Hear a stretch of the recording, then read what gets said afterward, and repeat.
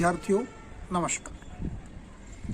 आशा है सभी की प्रयोगात्मक परीक्षाएं बोर्ड की समाप्त हो गई होंगी, जो चल रही थी। 3 फरवरी से शुरू हुई थी और 23 फरवरी तक समाप्त भी होनी है।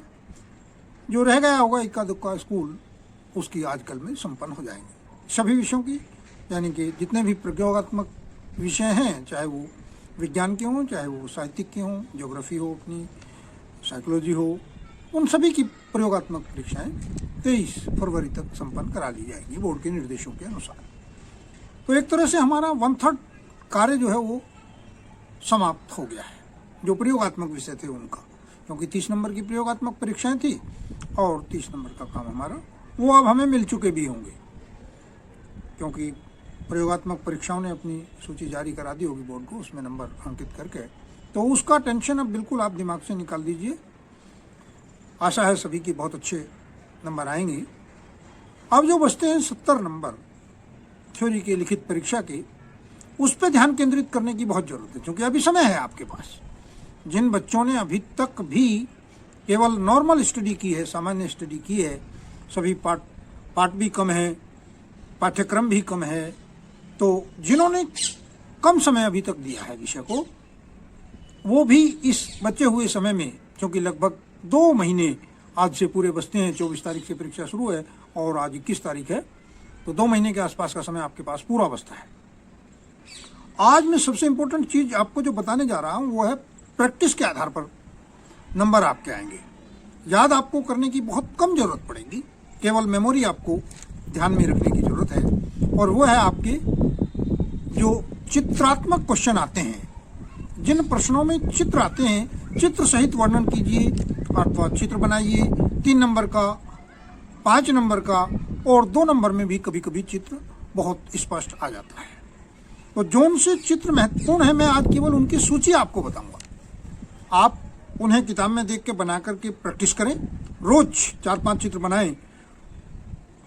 पहली बार किताब में खोल के देख के बनाएं, उसका नामांकन करें, और नामांकन करने के बाद अगले दिन, दूसरे दिन, तीसरे दिन उसको जब बनाएं तो वो किताब बंद करके नामांकन करने की प्रैक्टिस करें।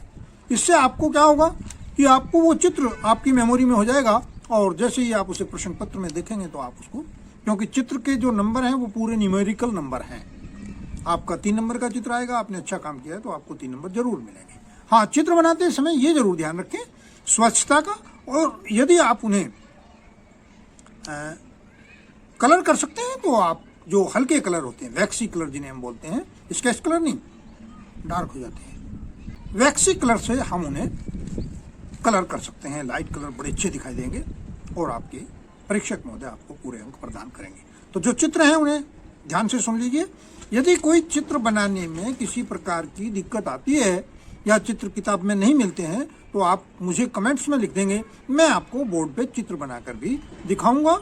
वैसे तो हमारी जितनी वीडियो हैं, सब पाठों की वीडियो हमने डाल रखी हैं, तो सभी में वो चित्र मिल भी जाएंगे आपको, क्योंकि पहले चित्र बोर्ड से जब लाइव क्लासेस हुई थी या बोर्ड पे हमने पढ़ाया था तो चित्रों को बनाकर ही पढ़ाया गया था। तो अब आप उन चित्रों की सूची तैयार कर लें जो चित्र आपको लगातार बना करके देखने हैं। सबसे पहले मानव अंडाणु की संरचना, बड़ा इंपॉर्टेंट चित्र है और बड़ा सिंपल है। 2 नंबर में आता है और 3 नंबर में आता है। दूसरा, स्त्री जनन तंत्र का आरेखन। स्त्री जनन तंत्र और पुरुष जनन तंत्र, यानी दोनों बड़े इंपॉर्टेंट हैं। यदि 5 नंबर का प्रश्न आता है तो 2.5 नंबर का चित्र होता है, 2.5 नंबर का लिखना होता है, और यदि चित्र ही चित्र आता है तो वो 3 नंबर का आता है। तो निश्चित रूप से दोनों चित्र आप अच्छी तरह तैयार करेंगे। अंडाशय की अनुप्रस्थ काट आपने प्रयोगात्मक परीक्षा में भी बनाई होगी, बड़ी इंपॉर्टेंट है और बड़ी सिंपल है। शुक्राणु की संरचना बहुत महत्वपूर्ण है, और ये सभी अभी जो पहली यूनिट के चित्र हैं ये आपके अभी जो मैं बता रहा हूं। पराग कोश की अनुप्रस्थ काट, स्फुटन होने से पहले वाले पराग कोश की अनुप्रस्थ काट और स्फुटन के बाद वाले पराग कोश की अनुप्रस्थ काट, दोनों बड़ी महत्वपूर्ण है। बीजांड की संरचना, स्ट्रक्चर ऑफ ओव्यूल, बहुत महत्वपूर्ण है। लघु बीजाणु जनन और गुरु बीजाणु जनन, परागकण तथा अंकुरण का पराग नलिका का विकास। परागकण तथा अंकुरण तथा पराग नलिका का विकास बहुत इंपॉर्टेंट चित्र है। 5-6 चित्र हैं छोटे छोटे से, बहुत इंपॉर्टेंट। द्विबीजपत्री भ्रूण का परिवर्धन, development of dicot seed embryo. द्विबीजपत्री भ्रूण का परिवर्धन, गुरु बीजाणुओं का निर्माण, पूरी प्रोसेस है। बहुत बढ़िया चित्र है। 5 नंबर में चित्र का चित्र आता है। डीएनए का आणविक संरचना, डीएनए की आणविक मोलिकुलर स्ट्रक्चर्स, ये हमने कई बार बताई है, चैप्टर बड़ा इंपॉर्टेंट था और ये आपको टेक्नोलॉजी वाले चैप्टर में मिलेगा। द्विगुणन की क्रियाविधि, मानव इंसुलिन उत्पादन के चरण, न्यूक्लियोसोम, एचआईवी विषाणु, प्रतिरक्षी विषाणु की संरचना, डीएनए हेलिक्स की स्ट्रक्चर्स, मानव में लिंग निर्धारण का चित्र और पूर्ण प्रभाविता तथा अपूर्ण प्रभाविता, एक संकर संकरण और द्विसंकर संकरण। ये कुछ चित्र हैं बहुत इंपॉर्टेंट, जिनकी आप सूची बना लें।